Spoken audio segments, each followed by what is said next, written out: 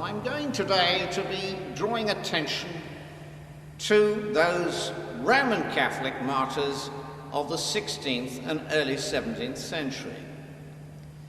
Now, Lancaster is the county town of Lancashire, which has always maintained a strong Roman Catholic presence and a sense of continuity. It was here the recusancy was most strong, where there was stubborn resistance culturally to the imposition of the Reformation. On my left, here in the chancel, is a brass plaque giving 15 names of men who gave their lives for the Roman Catholic religion between 1584 and 1646. There are 9 seminary priests on that list. There are 4 regular clergy, including 1 Franciscan, 1 Benedictine, and 2 Jesuits. And there are 3 laymen, including Richard Hurst, who was taken while ploughing, and Robert Renaud, who was a poor weaver from Chorley, and John Finch, who used to escort priests to safe houses. But I'm coming here to look at the name of one particular person, which is 2/3 of the way down the list. And that name is St. Edmund Arrowsmith, whose dates were 1585 to 1628. And he was done to death, like the others, only half a kilometre from here, up the hill, in the August of 1628. Arrowsmith died for a particular and a precise view of the Roman Catholic priesthood, which isn't actually going to go away from Roman Catholic theology. And I must declare my hand. I am liturgically and theologically a rather conservative Catholic, and I think that will certainly inform what I have to say. And on certain fundamentals, which I believe ultimately to be non-negotiable, I would agree with Arrowsmith and many of those men who suffered execution. Whether I would have been brave enough to do it myself is quite a separate issue. And I want now for this film for us to look at the life of Edmund Arrowsmith, and perhaps just occasionally I'll make some observations about him from our stance in the early 21st century.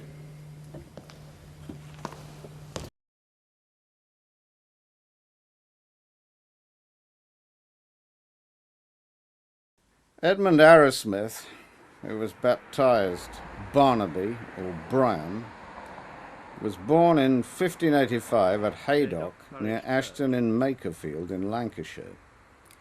Haydock is a small town midway between Manchester and Liverpool. His father Robert was a yeoman farmer at Peel Hall, and from this photograph you can see that the site is now a row of shops and is still known in the area as hallowed ground. His mother, Marjorie, was from a wealthier family, the landowning Gerards. The cross that you can see here in the picture was the site of Bryn Hall, where the Gerard family came to live. We're at Garswood Public Library.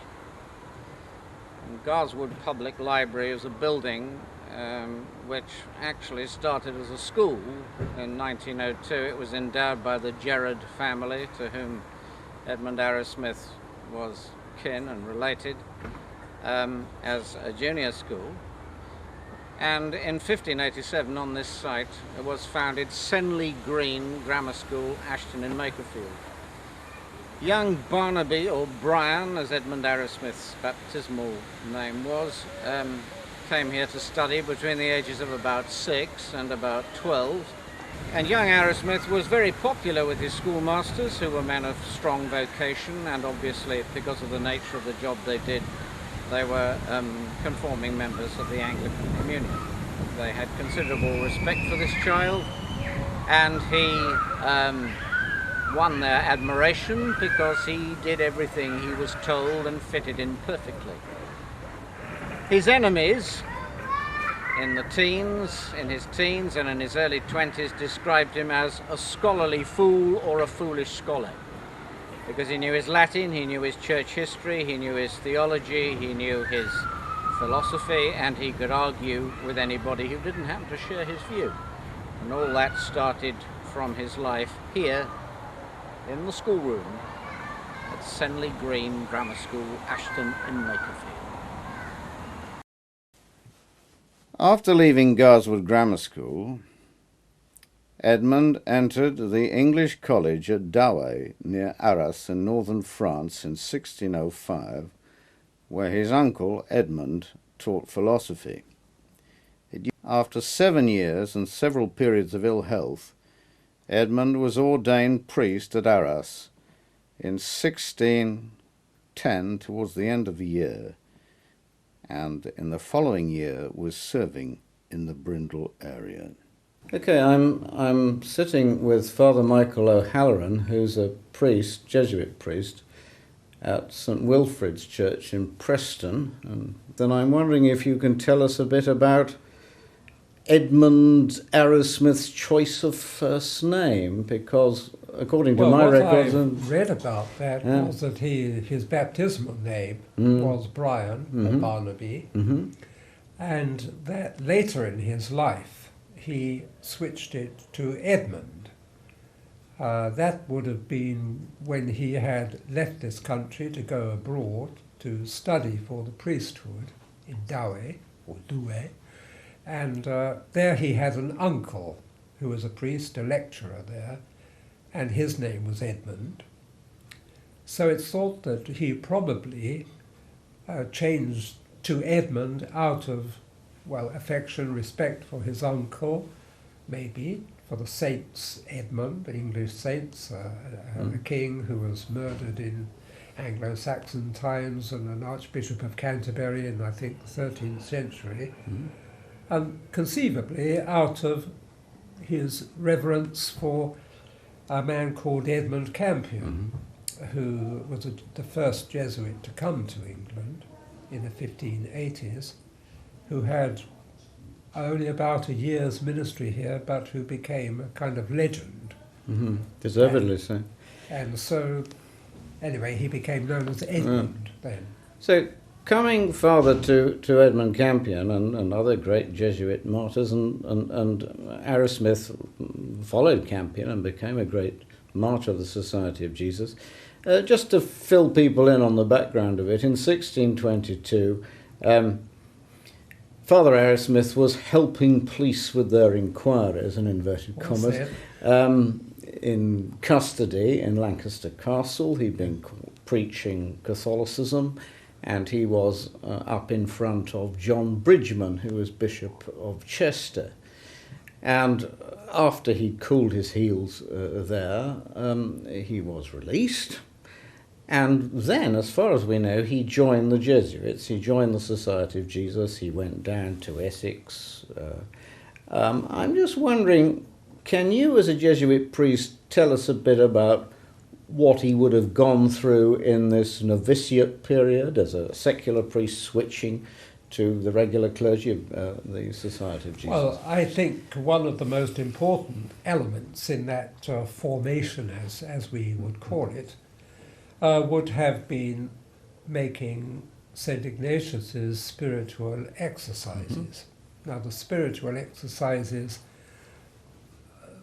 in their fullest form, are given over a period of about 30 days. And during that time, men and women follow the pattern of prayer, contemplation, thought, reflection that St. Ignatius himself followed when he was undergoing a conversion, which meant finding out just how it was that he would best serve God. Sure. And so somebody wishing to be a Jesuit would go through that experiment. as we still do. The final thing I want to ask you, Father, is regarding the 5 years that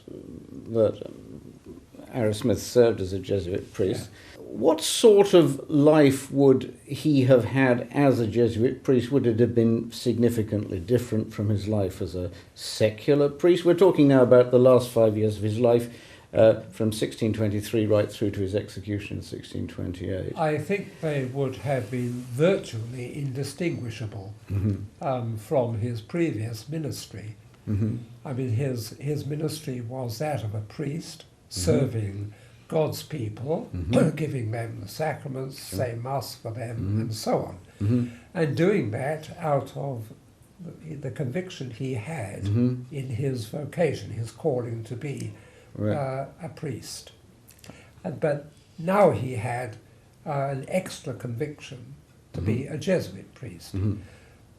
I don't know whether he would have been able to be in very much contact with Father Blunt and the other Jesuits in this country.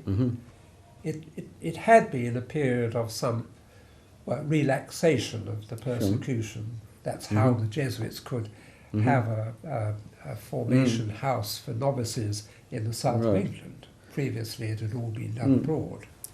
The site of the Blue Anchor near Arrowsmith House, where Edmund said his last Mass. We know that the Blue Anchor was a pub. It was a kind of cover for a Jesuit college of St. Aloysius. Would many of the priests have, in the daytime, have been doing other jobs, or appeared to have been doing so as part of a kind of security? I should think they probably had a lot of cover, yes. I think a common cover was that they would be in somebody's home as a tutor to the children, that kind of thing. Right. Particularly Jesuits. I believe some went through a charade of having some sort of role in society, like being a peddler. I mean, that Stonyhurst has a peddler's box that was full of stuff for saying Mass. So I think disguises of that sort. And presumably you as Jesuit priests are proud of Father Edmund Arrowsmith and what he achieved? Yes, quite right too. And so is the whole of the Catholic Church. Yes, indeed. Yeah. Thank you very much, Father. Bye. Yes, I'm talking to Father John Johnson, the parish priest at St. John's and also St. Mary's. Father, can you tell us a bit about this lovely painting, which is obviously here in your presbytery in the heart of Wigan, which is a very Catholic town? Yes, I believe it's of the School of Rembrandt, and told that St. Edmund Arrowsmith probably went on the continent at that time, to have the painting portrait, painted. Monsignor Francis Ripley, who was the expert on English martyrs, says this is the original, doesn't he? That's right, yeah.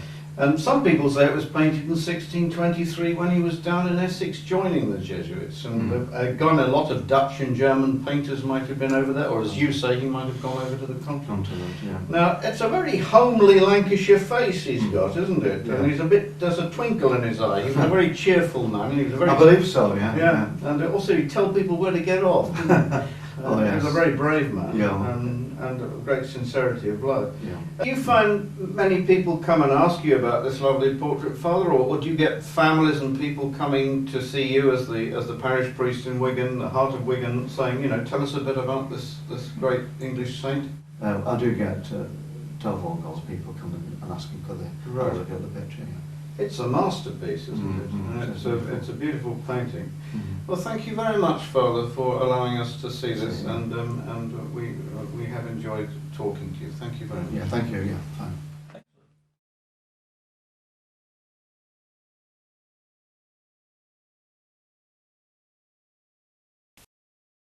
I'm sitting on a wall in front of Horton Tower, which has been owned by the de Horton family right through the early modern period. In the 1560s and 70s, Alexander de Horton was a very strong Catholic. He had sympathies with the old religion. He was opposed to Elizabeth's Protestant regime, and he made this a centre of Catholic influence. And when I say this, I mean the area which Edmund Arrowsmith came to serve in as a priest, which is to the west of Blackburn and the southeast of Preston, and really focuses on the village of Brindle. Alexander de Horton finally was forced to leave the country and went, like many Catholic exiles, to Flanders, leaving a son, Richard de Horton, who became a ward of court of the government and was brought up as a very strong Protestant. When Arrowsmith came to this area to serve as a Catholic priest, Richard de Horton, who was made a baronet the year before Father Arrowsmith was ordained, Richard de Horton would have thought it quite unthinkable that any Catholics would be allowed to worship in this house. And that meant one simple thing, that Edmund Arrowsmith, to fulfill his priestly ministry, couldn't be a paid servant in a large Catholic household. He had to go and say the Mass further down the social scale, among the ordinary yeoman farmers who had remained true to the Catholic faith. So let's now go and look at some of the type of houses where Edmund Arrowsmith said the Mass for yeoman farmers. These yeoman farmhouses look remarkably like Dover Farm with its mullioned and transomed window, and these yeoman farmers had the same background as he himself did. We know that the Townley altar was held in Denham Hall Farm, and the site of Denham Hall Farm is still here in the Brindle area. Let's go and have a look at the Townley altar now.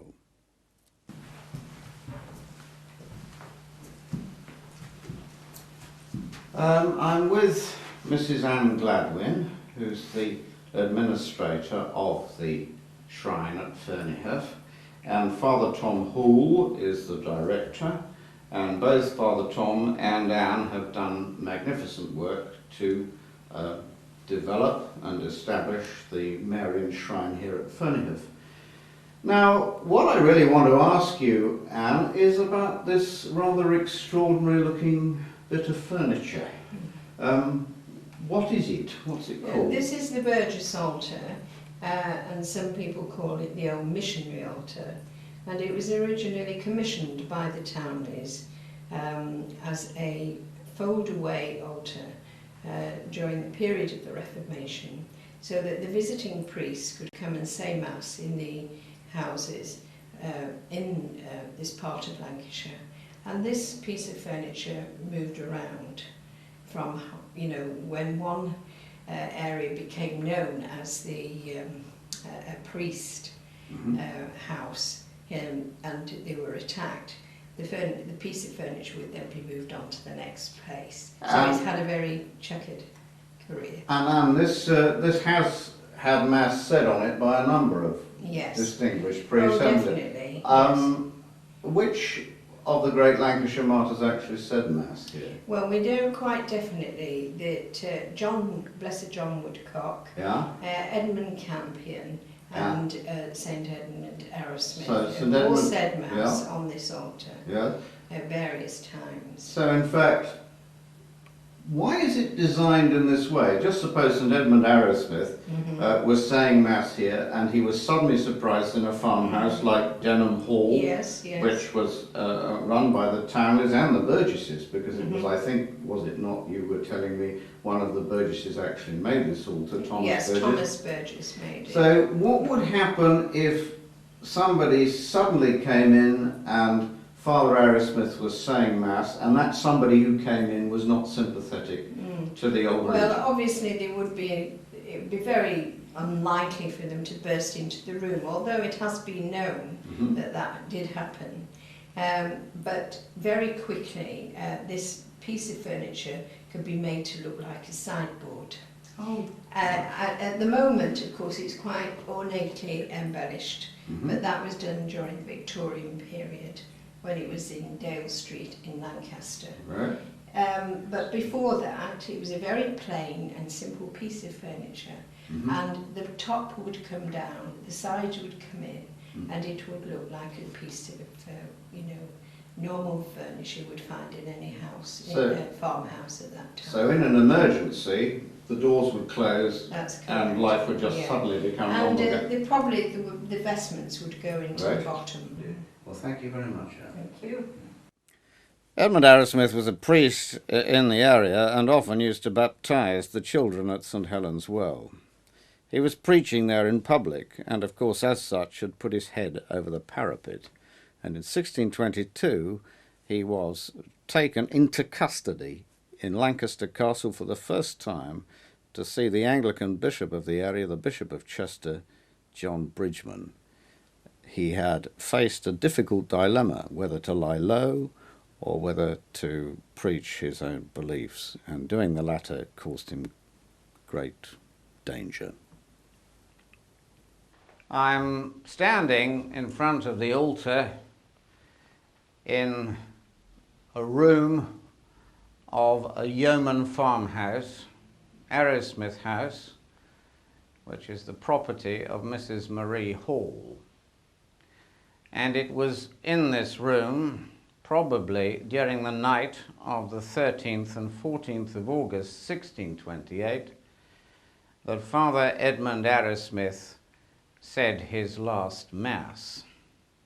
Everything was done in deadly secret because it's already quite clear from circumstantial evidence that the noose around him was tightening. He had in fact been betrayed by a young man called Holden, and it's very probable that Arrowsmith, as a priest, had upbraided young Holden probably because of some sexual misdemeanor, and the powerful rumor is incest. There are also allegations concerning the irregularity in canonical or sacramental terms of the man's marriage, and that his young wife wanted to regularize the marriage. We don't know exactly what happened, but we do know that young Holden went to Rawsthorne, the local magistrate, and reported Father Arrowsmith, and that already this priest, who was so loved and admired around here, was in grave danger.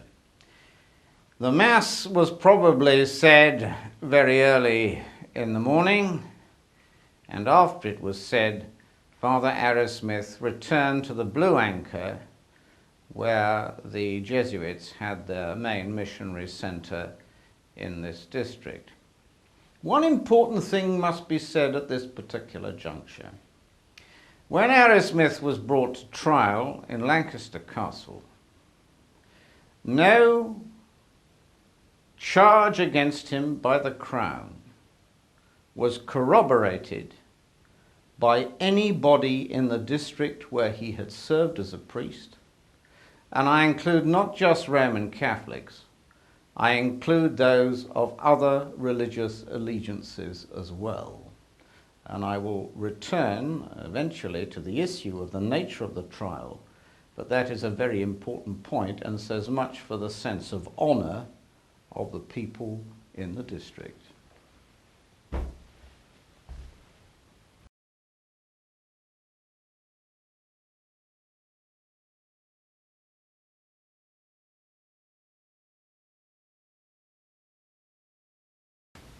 Yes, I'm with Mrs. Marie Hall, and Mrs. Hall this is her home, Arrowsmith House, and she and her late husband Cyril have lived here for a fair time now, and she's a parishioner of St. Joseph's, Brindle.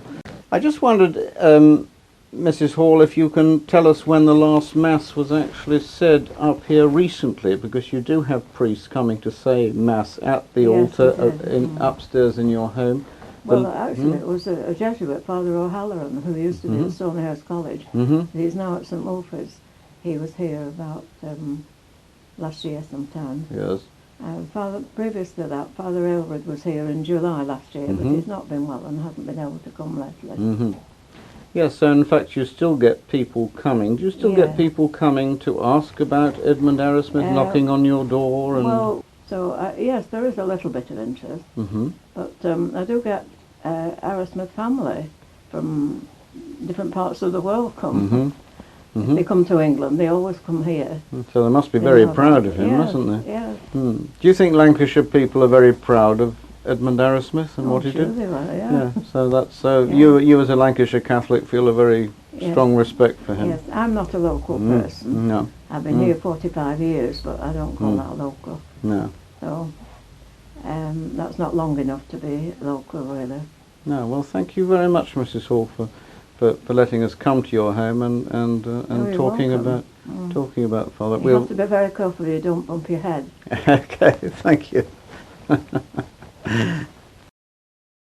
This was the exact point where at about 3 o'clock in the afternoon on August the 14th, 1628, Father Edmund Arrowsmith was arrested. To give the exact circumstances, the pursuit started probably at about 2 o'clock at the Blue Anchor. Arrowsmith was tipped off and the magistrate's posse was actually pursuing him. They went down the path which was very near the Blue Anchor, which was the Jesuit centre. They would have rushed past Arrowsmith House, as we now call it, where Father Edmund Arrowsmith had said Mass very early in the morning, and they came to the turning, having gone up Hillhouse Lane, the turning for Jack Green. When they got to that turning, at some point, Arrowsmith gave his pursuers the slip and hid his Mass kit, which would of course incriminated him, that is to say his chasuble and his other vestments and his altar stone, which canonically all Catholic priests had to carry with them to say Mass, and he hid it in an old yew tree. In 1832, in a storm, that yew tree was blown down and the Mass kit was revealed.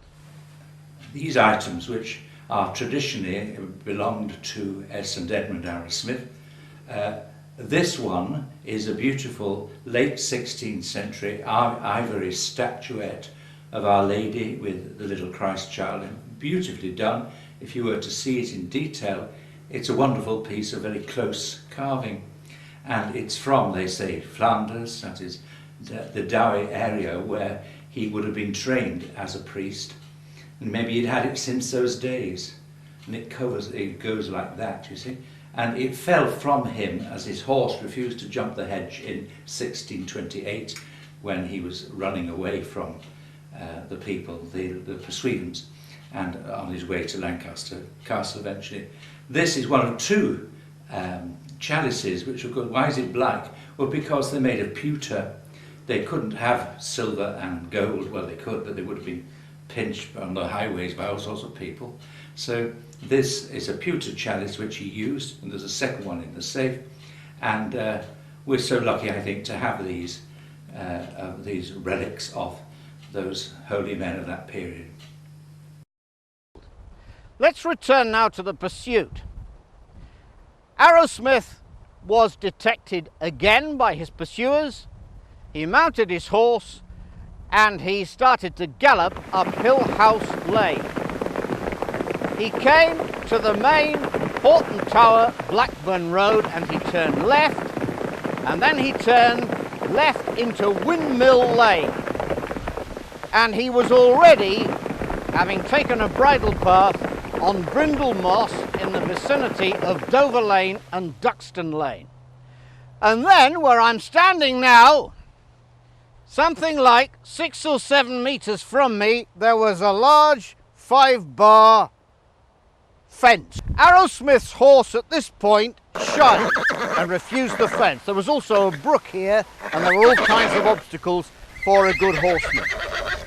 Father Arrowsmith dismounted, and he was immediately pursued by a man he describes as being, and I quote, in mean apparel, who was on horseback. This man himself dismounted and came up to Arrowsmith with a sword and started brandishing it.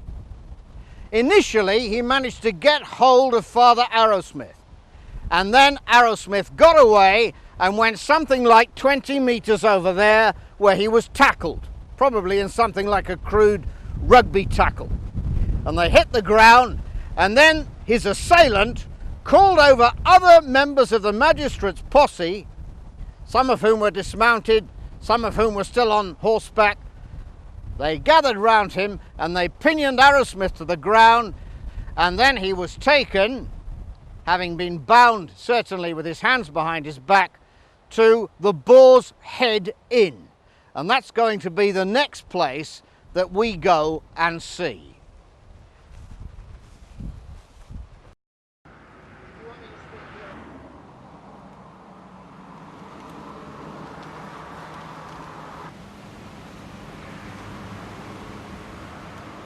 He was taken here immediately and would have been held here in the afternoon and evening in custody. Now, Arrowsmith was tendered the 1606 oath of loyalty to the crown. This was an oath which Catholics at the time refused to take. The Church had no problem at all with the acceptance of loyalty to the crown itself. The problem it had was that the wording of the oath required a renunciation of the ecclesiastical jurisdiction of the Holy See. So Edmund Arrowsmith refused to take the oath. Now, having got him inside here, John Rawsthorne, the magistrate, ordered him to be held in the cellars, and he was submitted to a humiliating search and various forms of sexual harassment, which he described in his statement as something that, I quote, modesty forbids me to relate. And once they had embarrassed and humiliated him like this, something that in fact, as far as he could, he resisted, they stole all his money, which was no doubt various church collections, and came to 9 shillings. And they managed, a whole crowd of them, to spend the night actually drinking away his money. The next morning, Father Arrowsmith was taken from the Boar's Head Inn 20 miles northward to the county town of Lancaster. There he was imprisoned in the castle to await his trial for his priesthood, which was tantamount in those days to being tried for treason.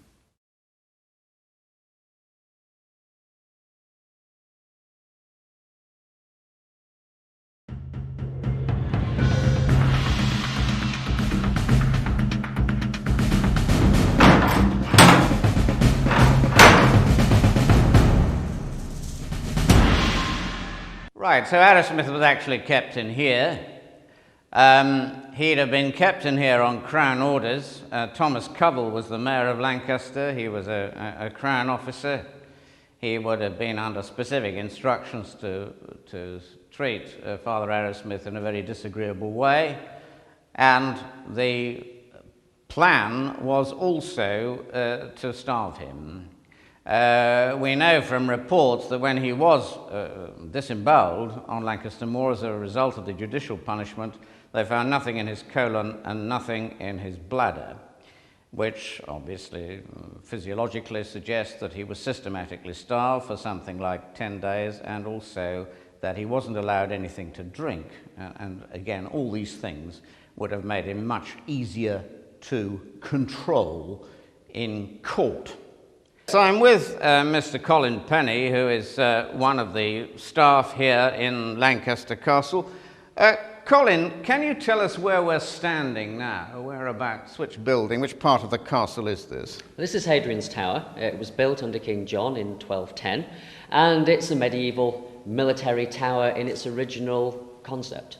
I know that Edmund Arrowsmith was held somewhere in Lancaster called the Little Ease, and I know you're the gentleman who can actually point out where this probably was. It's described, I believe, as a wedge-shaped cell, and this is the only wedge-shaped place we know of in the castle. It fits the bill.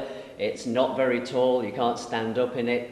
It's not very long. You can't lie down in it. It fits the description of a Little Ease. Well, I want to thank Colin for that very much, but you would agree with me, wouldn't you, that this would weaken his resistance considerably?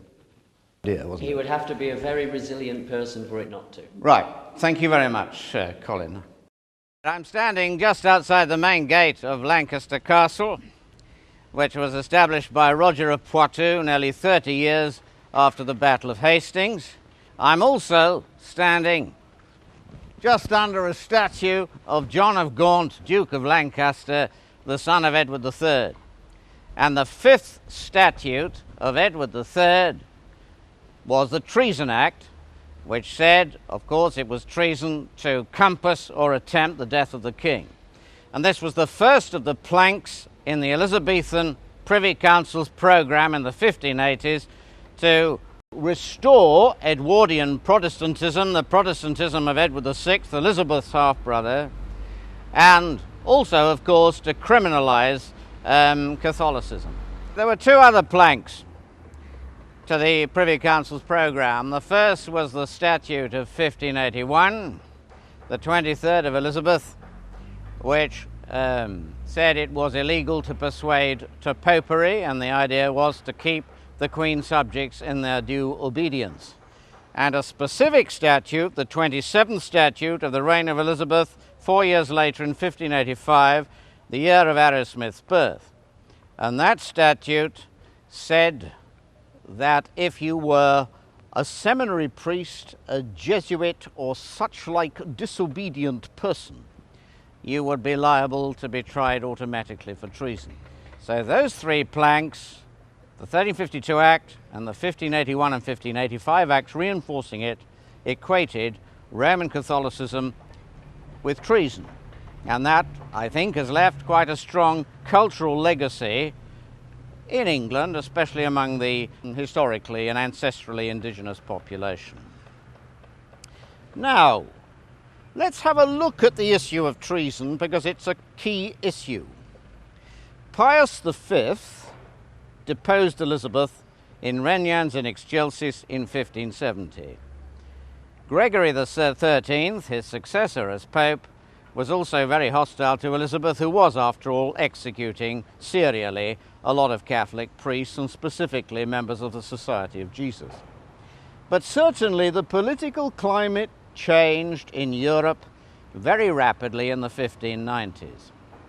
And Clement VIII and Paul V in the late 16th and early 17th century were determined to have some accommodation with the English crown, and mainly because they were very suspicious of what the Habsburgs were getting up to in Italy and elsewhere in Europe. There was, of course, a further cloud. The Gunpowder Plot, in which a number of Catholics were tried for treason for trying to blow up the king in 1605. Most historians now regard this as, at least in part, a black operation, an undercover operation to discredit the Catholic community in England and to carry on the whole concept of equating Catholicism with treason well into the 17th century.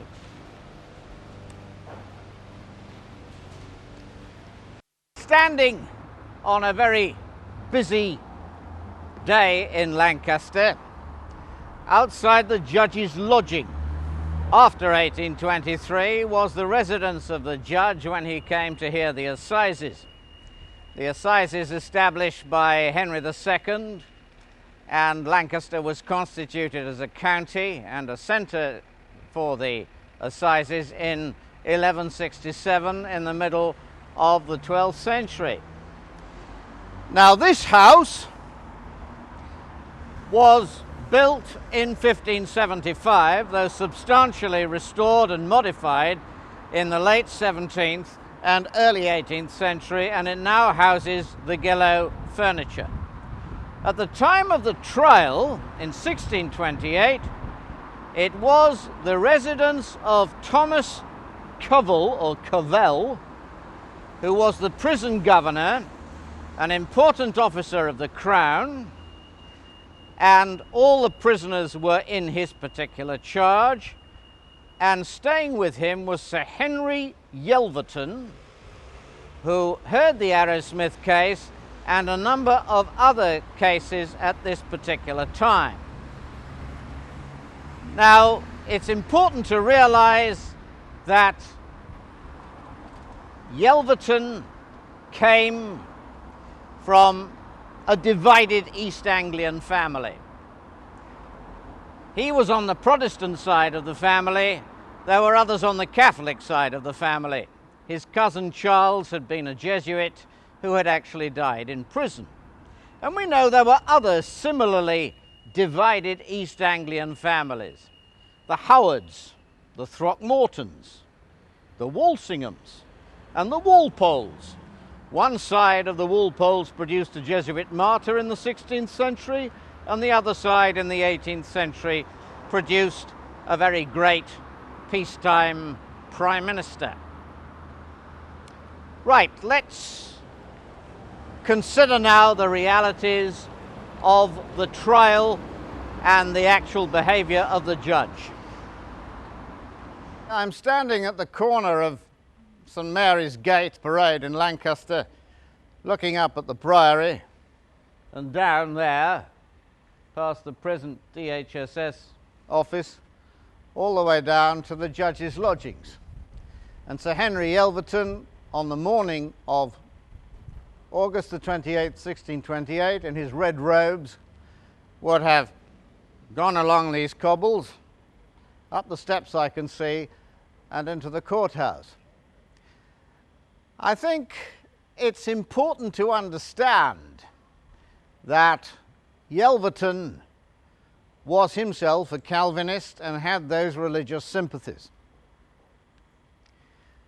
We have to understand that in the early and mid-1620s, the Catholic religion was largely tolerated and had some favour at court. Charles I's consort, his wife and queen, Henrietta Maria, was a French Roman Catholic princess. So the Catholics got a pretty fair deal in the mid-1620s. But in 1628, the climate rapidly changed. Charles I was short of money. He was compelled to call Parliament, and that meant he had a lot of squires there, landowners there, who themselves had Calvinist and Puritan sympathies. And these men insisted that the Test Acts and the penal legislation against Roman Catholics were enforced. Yelverton was of their mindset. So he was rushed in from the metropolis in the August of 1628 to try Father Arrowsmith and to have him executed. I think something else must be said. It's very, very clear that if the Test Acts and the Penal Acts had not been enforced, the whole corpus of English law would have been brought into disrepute, because if you ignore one particular law and allow people to break it, then all the other laws can be simply ignored. So there's an issue of legal philosophy, an issue of jurisprudence. I think there's a final thing to say, and that is this, that today in the early 21st century we like the squeaky clean textbook situation, the separation of the judiciary from the executive, from the legislature. And in the early part of the 17th century, I doubt whether that strict division of powers meant nearly as much as it does to us now.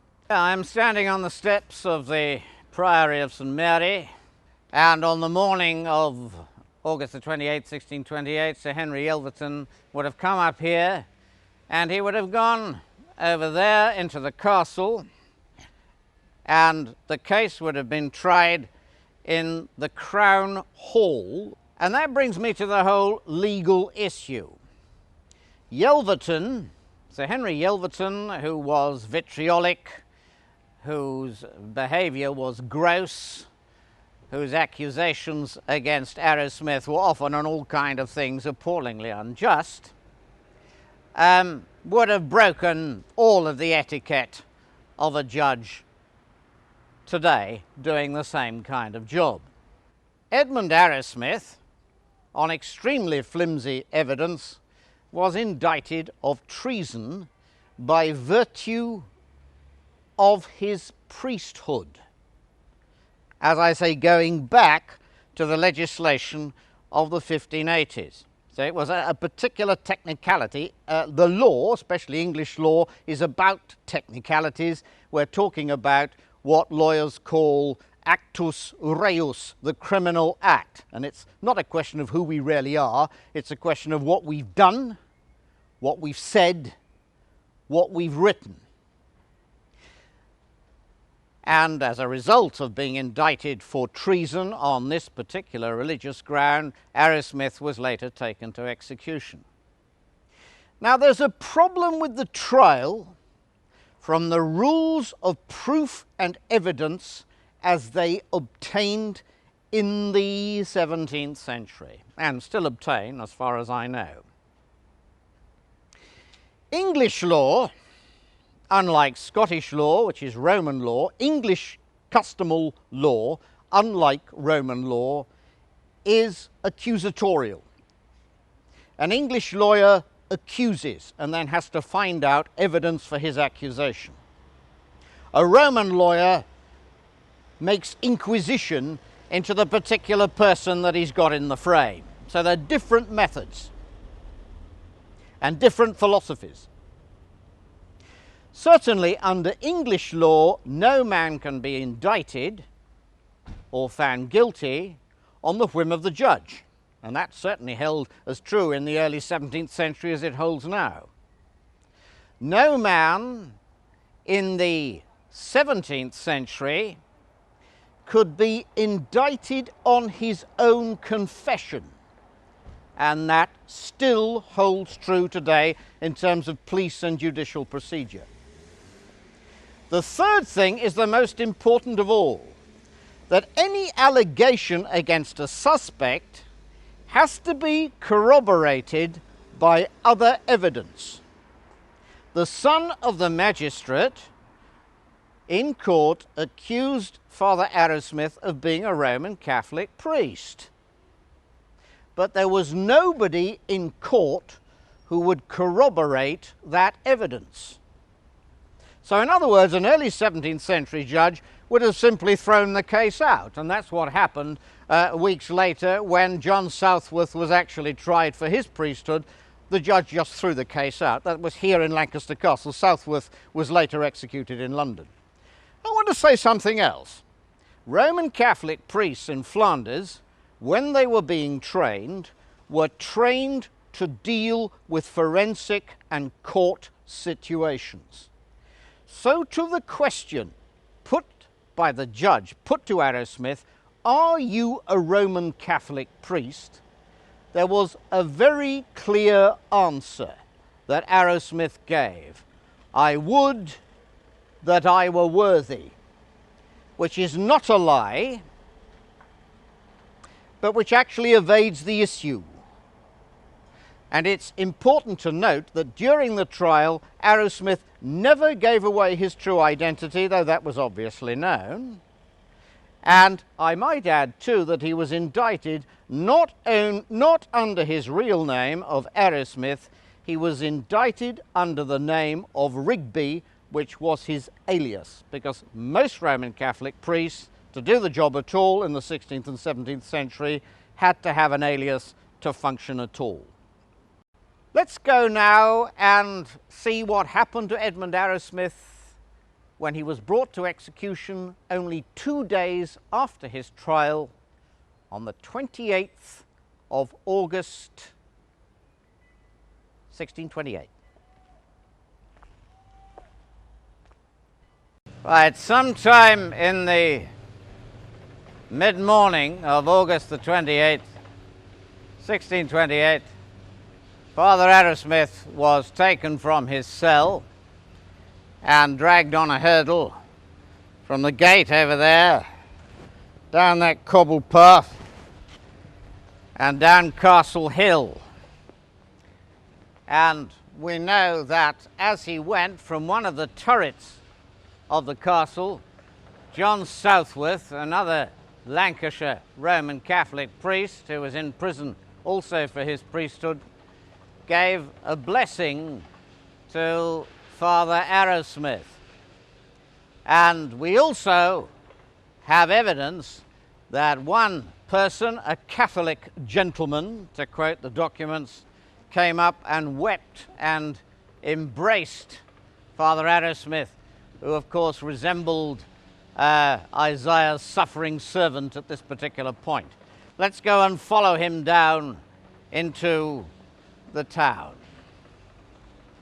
I'm standing at the corner of Church Street, and this was the place where Father Arrowsmith was dragged down from Castle Hill. He was going down this street all the way to Stonewell. Let's go down and follow him there.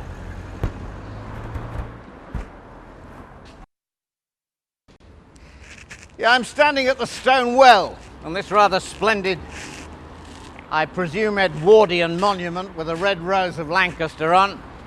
Shows that it was here that people in the town of Lancaster, or this part of the town, came to collect their water.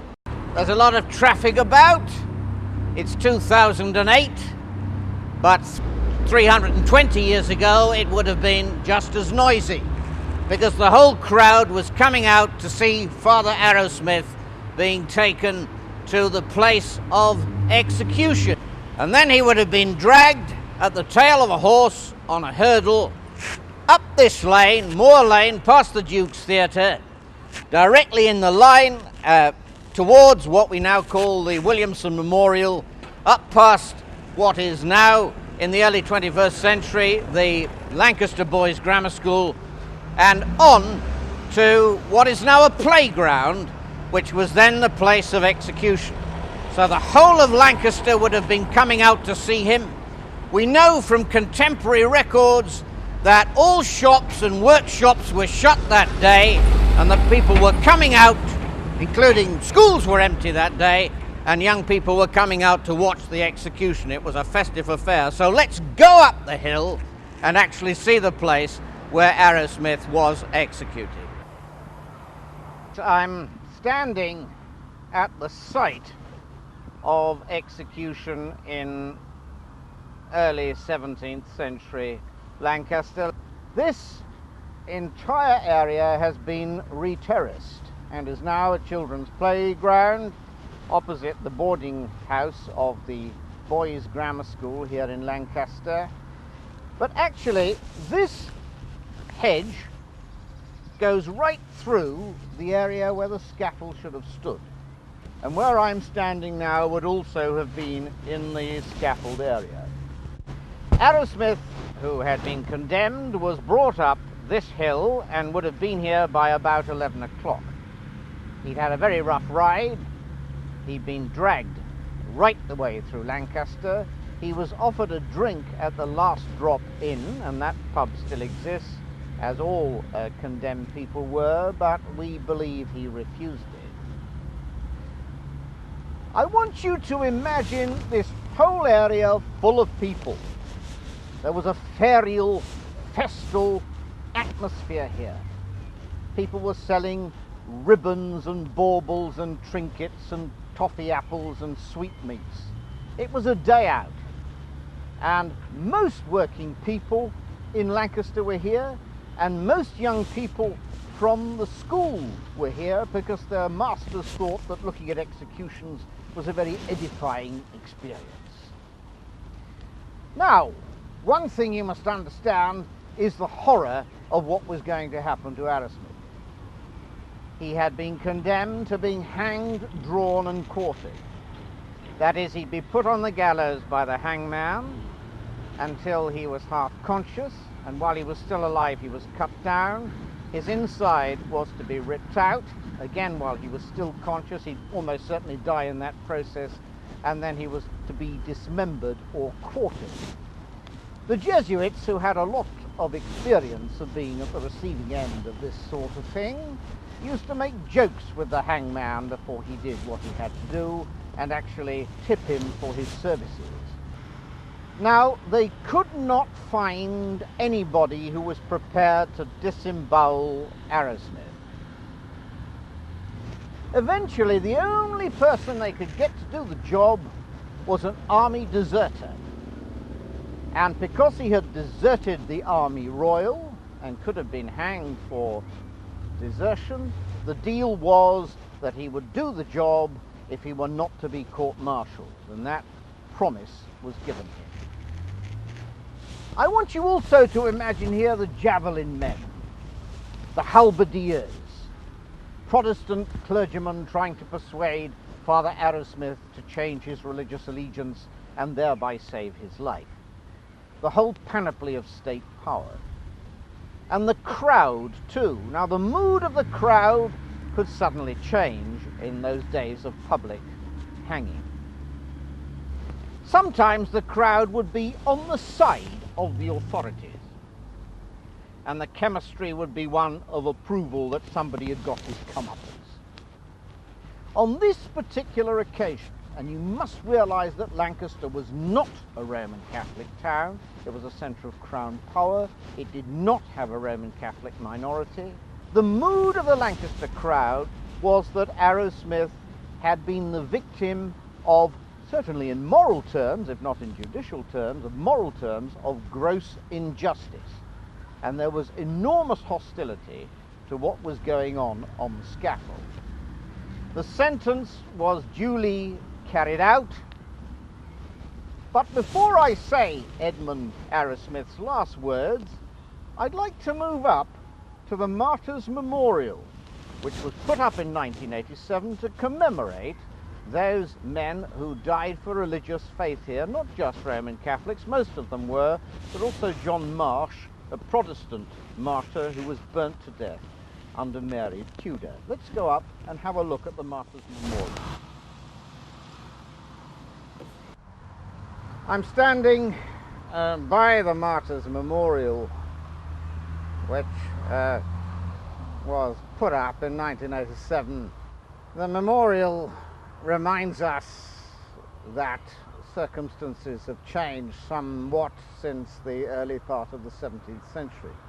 The draconian horrors of 17th century executions, not just for religious dissidents, were mainly because policing was weak and ineffectual, and in many parts of the country simply non-existent. Certain values don't change, that certain things that are right and honourable and true will always remain as such. And I think this memorial, which is not just to Roman Catholics, as I've said, brings that forcibly to us. Arrowsmith's last words were, having been pressured to renounce his religious loyalties, "I die a constant Roman Catholic." And that, of course, meant that he was turned off the ladder and the sentence was carried out. But just before that happened, he said, "Nothing doth so grieve me as this England, which I pray God may soon convert." The actual words on the memorial are, "Martyrs' Memorial, to the memory of those martyred for their faith in Lancaster." And a quote from the Gospel, "Can you drink the chalice that I am about to drink?"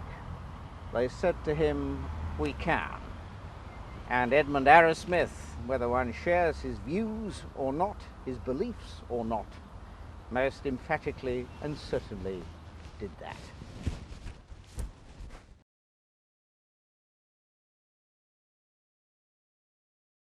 I'm looking at this window of St Edmund Arrowsmith, which was put up here in Lancaster Cathedral in 2002. As you can see, it's iconic, it captures the man, and it alludes to and celebrates his martyrdom. We can romanticize martyrdom and suffering, and that's a mistake. Suffering can and does destroy. It destroys all of us in the end in death. But suffering can, given certain circumstances and given a certain mindset, authenticate us and even bring hope and meaning to the lives of other people. It would be fashionable, certainly since the 1960s, to refer to Arrowsmith's death as being something about inhumanity and intolerance. And neither of those things are intrinsically good things. But as St. Augustine reminds us, it is not the pain, it is the cause that makes the martyr. And Augustine was in fact saying, of course, that there isn't a level playing field where one ethical code or spiritual system is as good as another. He was pointing in an almost awkward and embarrassing way to a very clearly defined hierarchy of truth, and certainly the one that Arrowsmith would have agreed with.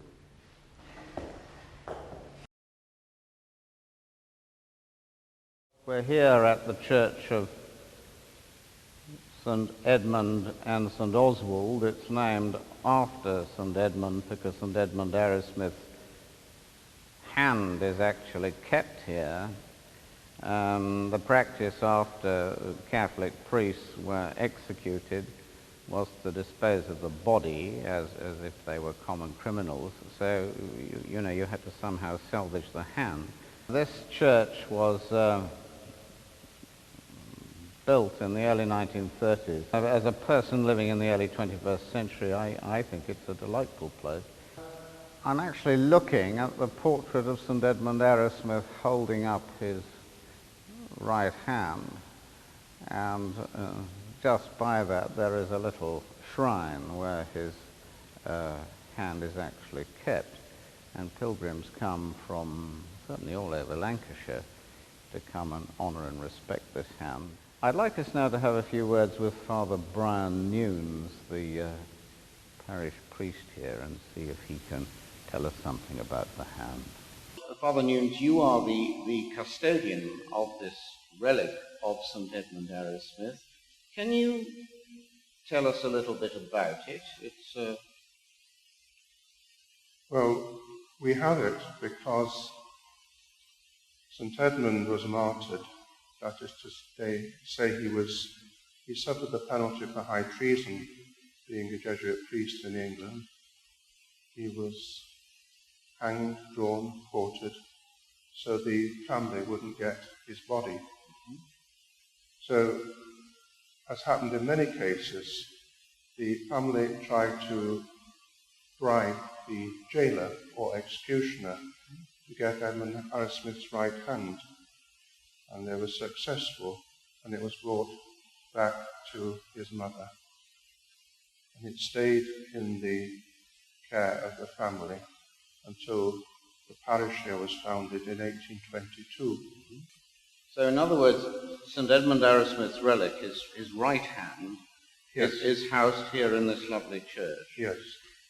Now, obviously, as I speak as an ordinary layman, the right hand of a priest is important. The hands of a priest are important because the priest anoints the dying with his hands. He absolves from sin with his hands. In persona Christi, he consecrates the confected elements in the Mass with his hands. So this is very much a symbol of St Edmund's priesthood, isn't it? Yes, indeed.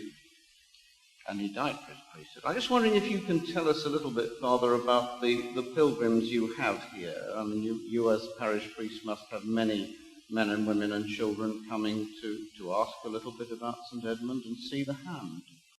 The reason why people come here is because there's a tradition of healing associated with people who venerated St Edmund's hand and prayed to him. When I first came here 17 years ago, I'd been a witness and I was reading up the history of the town at the time.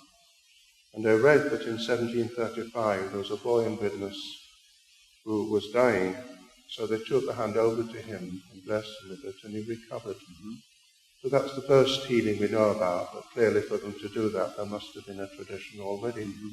I think there were healings right through the 18th and 19th and 20th century as a result of prayers to St Edmund. And you give pieces of linen, don't you, Father? Yes, that's because the hand used to be kept in a linen bag, and the linen bags needed to be renewed from time to time. The people would ask for the old bags as a kind of secondary relic. Right. Now, as you can see, the hand's in the glass case. But what we do is to bless squares of linen and send them to people who write in asking for them, or else people who come take them away with them.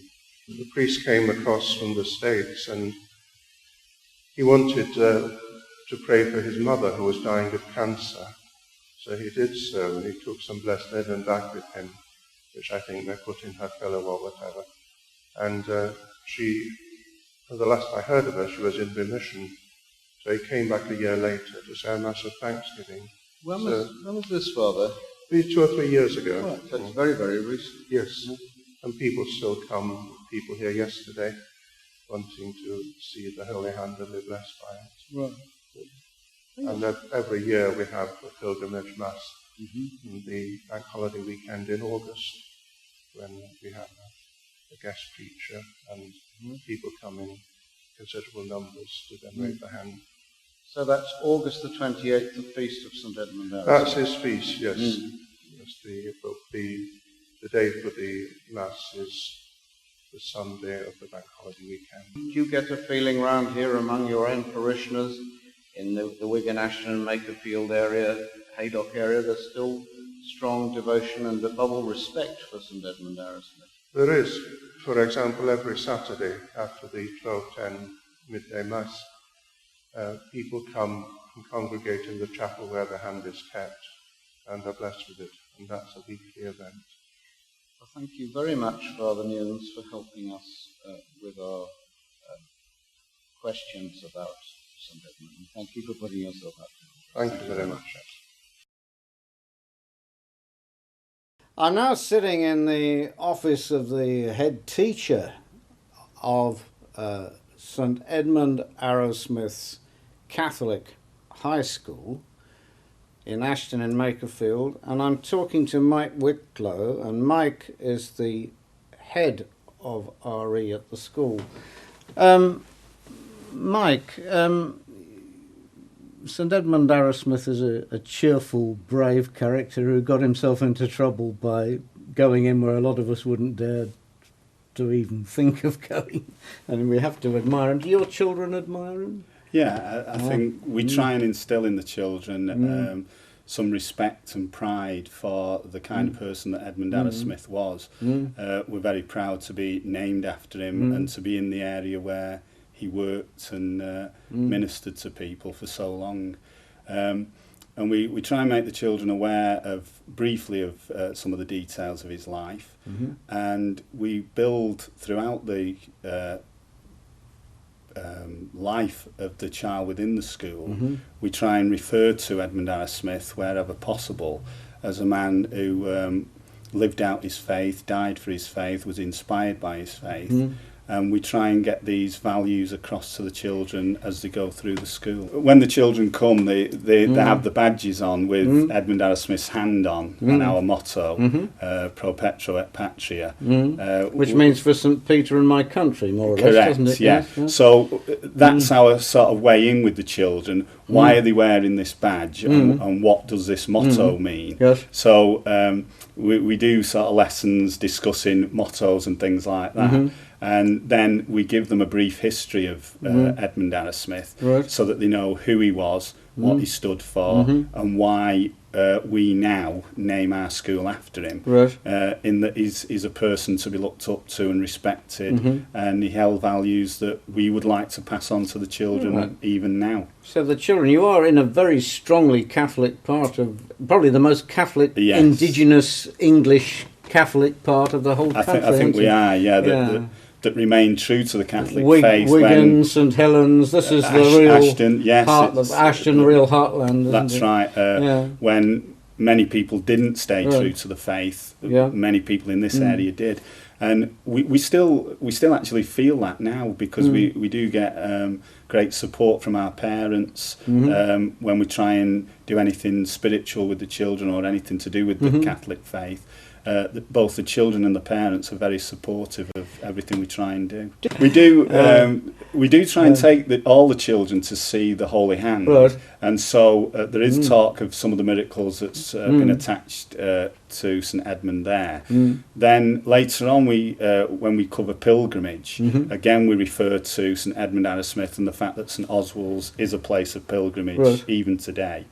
And then when we get into upper school, we talk about the nature of miracles, and again we refer to some of the miracles, especially some of the more recent ones where a man was cured of cancer of the mouth. That was in the 1970s, wasn't it? It may have Fairly even been recent. more I think it was, more recent than that. More recent than that, actually, yeah. So in other words, there's a strong... The children do come out when they leave here or go to the sixth form here and then move on. They have a clear idea of what this man was about. That's what we hope for. Yeah. We always say to the children, we'd hate it if they were stopped in the street and asked which school did they go to, and they said St Edmund Arrowsmith, and then didn't know anything about him. We like them to go out knowing who he was and what he stood for. You mean the moment somebody quizzes them, they've got an answer? Hopefully. With my old-fashioned Roman Catholic piety, I regard Arrowsmith as a saint. But I can see why a lot of people have a problem with the heroic extremes he went to bear witness. He was once described as either a foolish scholar or a scholarly fool. He was certainly what Dostoevsky would have called a fool for Christ. But the question is, what do you make of his life and of his significance now?